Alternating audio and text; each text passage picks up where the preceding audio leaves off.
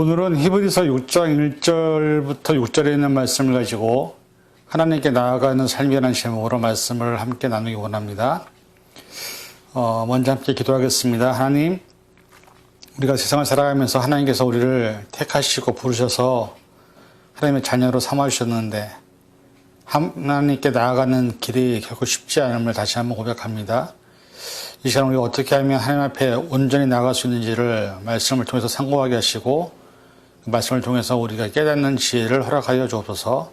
모든 것 감사드리며 예수님의 이름으로 간절히 기도하옵나이다. 아멘. 말씀을 함께 먼저 봉독해 올리겠습니다. 히브리서 6장 1절에서 6절. 그러므로 우리가 그리스도의 도의의 초보를 버리고 죽은 행실을 회개함과 하나님께 대한 신앙과 세례들과 안수와 죽은 자의 부활과 영원한 심판에 관한 교훈의 털을 다시 닦지 말고 완전한 대로 나갈지니라. 하나님께서 허락하시면 우리가 이것을 하리라. 한번 빛을 받고 하늘의 은사를 맛보고 성령에 참여한 바가 되고 하나님의 선한 말씀과 내세의 능력을 맛보고도 타락한 자들은 다시 새롭게 하여 회개할 수 없나니 이는 그들이 하나님을 아들을 다시 십자가에 못 박아 드러내놓고 욕되게 함이라. 오늘 말씀은 예수님을 구주로 영접하고 믿음의 길에 들어섰다가 타락함으로 인해서 그렇게 힘들게 걸어왔던 믿음의 여정에서 떠난 사람들에 대한 이야기가 기록되어 있습니다. 이 부분과 가장 많은 연관이 있는 말씀은 예수님의 씨 뿌리는 비유의 말씀입니다. 마태복음 13장 1절부터 8절까지, 마가복음 4장 1절부터 9절까지, 누가복음 8장 4절에서 8절까지 이 비유가 나와 있는데 이 말씀에 보면 이미 아는 바와 같이 세 가지의 밭의 마음을 가진 사람들은 결국 믿음에서 떠나게 됩니다. 그리고 마지막 옥토와 같은 밭을 가진 사람만이 하나님의 말씀을 받아들이고 결실을 맺는 결과가 나타난다는 것을 우리는 알고 있습니다. 요즘 코로나 팬데믹 상황에서 교회에서 모임도 하지 못하고 있는 상황에 가장 많이 나타나는 현상이 바로 오늘 본문에 있는 사람들의 모습일 것입니다. 신앙 공동체가 형성된 터전인 교회가 활발하게 모일 때에는 그 안에서 주어진 직분에 따라 목회자이건 직분자이건 성도건 어떻게든 최선을 다해서 하나님께 가까이 가기 위한 영적인 몸부림의 모습을 갖추었습니다. 그것이 예배였고 기도였고 찬양이었고 봉사였고 헌신이었습니다. 그리고 그것을 위해서 많은 사람들이 영적인 싸움에서도 대단히 많은 승리를 거두었던 것을 볼 수 있습니다. 그러나 요즘 인터넷 온라인 예배를 드리고 코로나 바이러스 확산 가운데서 많은 사람들이 더 이상 교회에 모이지 못하고 있는 상황입니다. 그리고 교회마다 어떻게 보면 예배 열정이 식어져 가고 있고 집에서 온라인으로 보는 예배 확산되면서 사실 그나마 신앙을 지키기 위한 많은 모습들이 나태해지고 또 약화되는 것을 보게 됩니다. 이는 목회자뿐만 아니라 교회 모든 직분자들까지 이런 상황이 계속될수록 어쩌면 더 많은 믿음의 연약한 모습으로 변질되어가는 과정을 볼 수밖에 없을 것입니다. 요즘 신종어로 새롭게 나타난 코로나 블루라는 말이 있습니다. 이것은 코로나119와 우울감이라는 단어가 합쳐진 신조어로서 코로나19 확산으로 말미암아 일상에 큰 변화가 닥치는 그러면서 생긴 우울감이나 무기력감을 뜻합니다. 코로나 블루는 코로나19 사태가 장기화되면서 외출, 자제, 그다음에 모임 금지, 자가격리, 재택근무 등 사회적 거리두기 조치 등으로 인해서 발생하는 그런 변화에 대한 스트레스나 우울감입니다. 증상으로는 발열감이 나타나는 것 같은 느낌이나 또 코로나 감염에 대한 우려, 불안, 초조, 또 자기격리 등으로 인해 답답함을 느끼는 현상들이 나타나고 있습니다. 이러한 증상을 호소하고 또 현재 상황에서 더욱 늘어나고 있는 여러 가지 문제들이 생기는 상황이지만 그럼에도 불구하고 성경은 우리에게 이렇게 말합니다. 히브리서 11장 1절에 믿음은 바라는 것들의 실상이요 보이지 않는 것들의 증거니. 그리고 사무엘 이 키셔라는 사람은 믿음에 대해서 이렇게 정의합니다. 믿음이란 온 힘을 다해 노력하는 것이며 과감한 모험이며 어떤 상황에서도 봉사할 수 있는 힘이라고 말했습니다. 어쩌면 코로나 블루 시대를 살아가고 있는 우리들, 또 옥토와 같은 마음으로 하나님의 말씀을 받아들이고 믿음의 여정을 걷고 있는 우리들에게 지금의 상황이 끝이 아니라 지나가는 과정임을 생각한다면 역사적으로 사실 코로나와 같은 팬데믹 상황은 계속 존재해 왔습니다. 그리고 인류는 그 안에서 살아남은 사람들에 의해서 계속 발전되고 여기까지 왔기 때문에 이제 남아있는 우리가 새로운 희망과 믿음을 가지고 새로운 시대를 만들어가야 될 책임이 있다는 사실을 우리는 잊지 말아야 합니다. 그리고 오늘 본문의 말씀을 통해서 살펴보는 것은 옥토와 같은 마음으로 말씀을 받은 사람들의 그 모습들이 결국은 어떤 선택과 어떤 결정을 하느냐에 따라서 삶의 마지막 결과는 전혀 다른 결과를 맞이하게 된다는 것을 우리에게 증거하고 있습니다. 예수님의 씨 뿌리는 비유에서 좋은 땅의 마음으로 하나님의 말씀의 씨앗을 받은 사람들은 어떠한 것에서도 자신의 우선순위를 놓치지 않았고 믿음의 열매를 맺는 삶을 살게 됐는데 그 열매가 바로 오늘 히브리서 6장 1절부터 5절에 있는 나타난 사람들의 모습입니다. 6장 1절부터 5절에 있는 말씀에 보면 그리스도의 도의 초보를 버리고 죽은 행실을 회개함과 하나님께 대한 신앙과 세례들과 안수와 죽은 자들의 부활과 영원한 심판에 관한 교훈의 털을 다시 닫지 말고 완전한 대로 나아갈지니라. 하나님께서 허락하시면 우리가 이것을 하리라. 한번 빛을 받고 하늘의 은사를 맛보고 성령에 참여한 바 되고 하나님의 선한 말씀과 내세 능력을 맛보고도 이 말씀을 통해서 알 수 있는 것은 하나님을 받아들인 사람들, 예수님 구주를 영접한 사람들은 초보를 버립니다. 그리고 인간적인 죽은 행실을 회개합니다. 하나님에 대한 신앙과 믿음의 고백을 합니다. 그리고 세례를 받고 안수를 받고 영원한 부활에 동참하는 사람들이며 심판을 준비하는 사람들로서 우리의 의지나 노력이 아닌 그리고 하나님이 그런 사람들을 허락하셨기 때문에 우리가 놀라운 믿음의 과정을 경험하게 될 것이라고 말합니다. 그리고 그들은 하늘의 은사를 맛보고 성령의 이끄심을 경험한 사람들이고 하나님의 말씀의 선한 능력을 경험한 사람들이라고 말합니다. 문제는 이렇게 놀라운 삶의 변화를 경험했음에도 불구하고 가장 안타까운 모습이 바로 히브리서 6장 6절에 있습니다. 타락한 자들은 다시 새롭게 하여 회개할 수 없나니 라고 기록하고 있습니다. 이 말씀이 왜 나왔을까요? 놀라운 하나님을 경험했음에도 불구하고 타락한 자들이 있다는 사실입니다.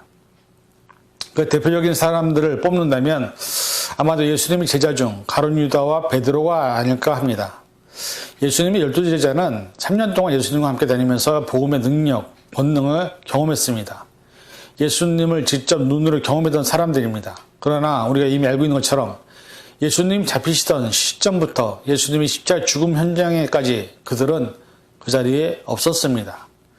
예수님께서 돌아가신 후 그들은 다시 자신의 삶의 자리로 돌아가려고 했던 모습을 성경은 우리에게 증거합니다. 눈에서 멀어지면 마음도 멀어지는 것처럼 또 행동도 멀어지는 것처럼 사랑도 식는 것처럼 예수님의 능력과 말씀과 권능 안에 있을 때에는 누구보다도 예수님을 위해서 살 것 같은 사람들이 예수님이 죽으신 다음에 부활하셔서 그들의 마음을 뜨겁게 다시 할 때까지는 타락한 세상적인 삶의 방식을 따라가는 모습을 우리는 보게 됩니다. 그래서 예수님은 보혜사 성령께서 우리를 잡아주지 않냐시면 또 그분을 받아들이지 않냐면 우리는 언제든지 믿음에서 타락할 수 있는 존재임을 깨닫게 하셨습니다.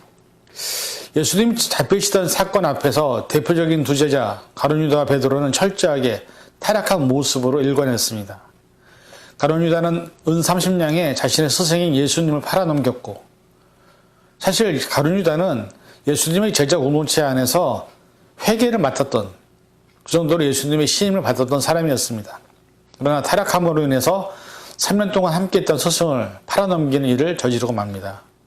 베드로 역시 수제자였고 가장 인정받는 제자였지만 그리고 예수님과 함께 죽겠다고 호언장담했지만 결국 예수님이 잡혀있는 상황에서 다른 사람들로부터 자신의 안전을 지키기 위해 3번이나 예수님을 부인하는 모습을 보면서 결국 예수님을 저주하는 모습을 봅니다.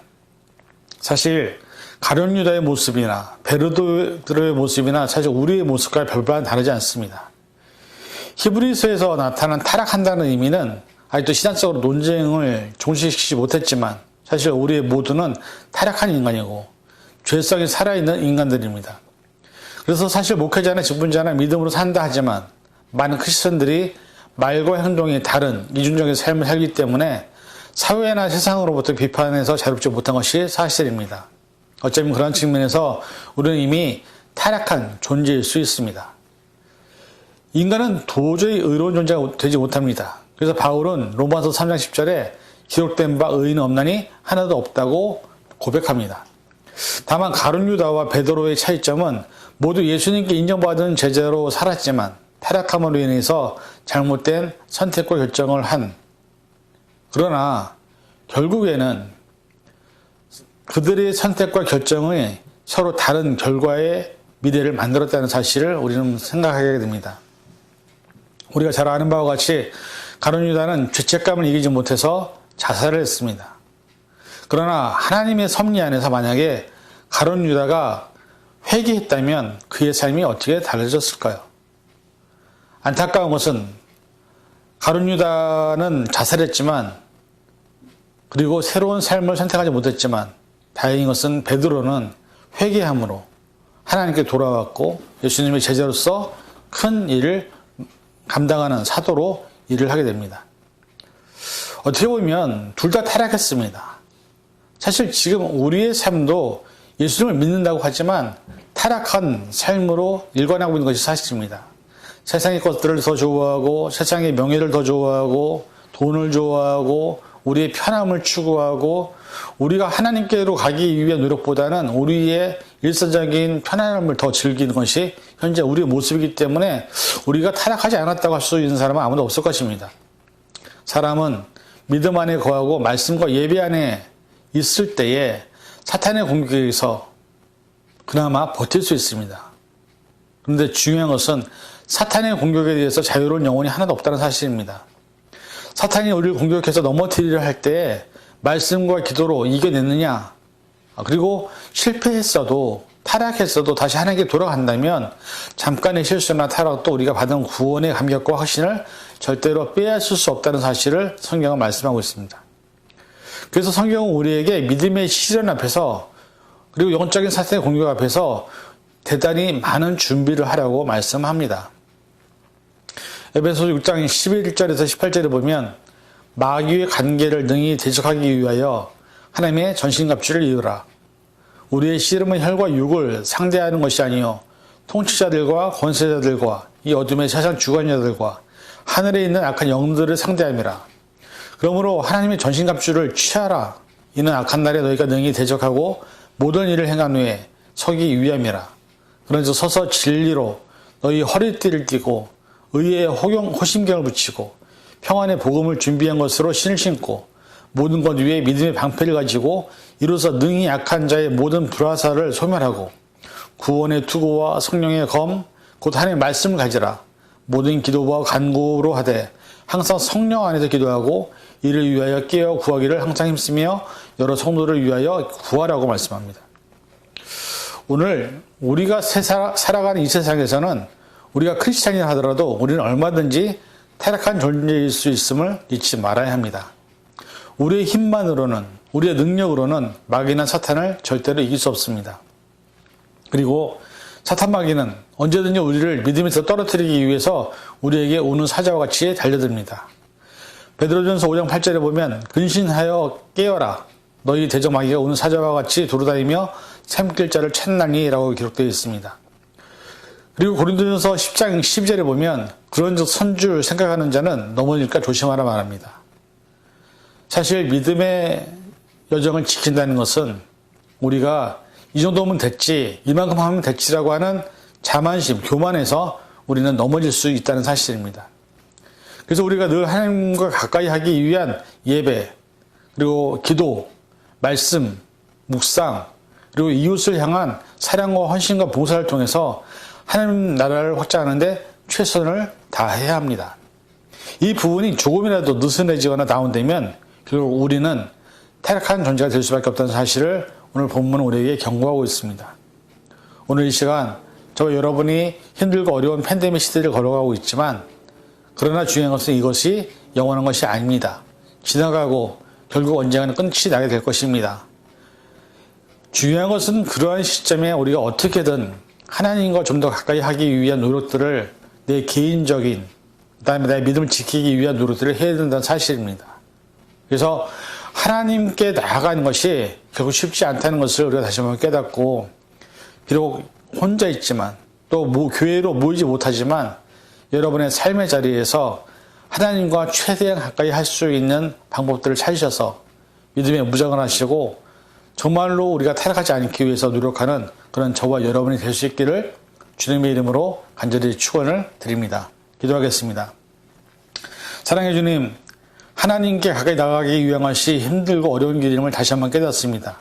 그러나 우리는 그 길을 걸어가야 됩니다. 우리에게 주신 구원의 기쁨을 누리기 위해서 우리가 그 길을 포기하지 않게 하시고 힘들고 어려워도 하나님의 뜻 안에서 말씀과 기도와 예배와 또한 봉사와 헌신을 통해서 하나님이 인정하는 믿음의 발걸음을 걸어갈 수 있는 믿음의 10년을 낼 수 있도록 붙잡아 주시옵소서.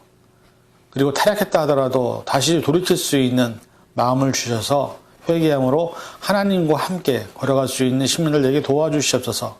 모든 것 주님 앞에 맡기오며 예수님의 이름으로 간절히 기도하옵나이다. 아멘.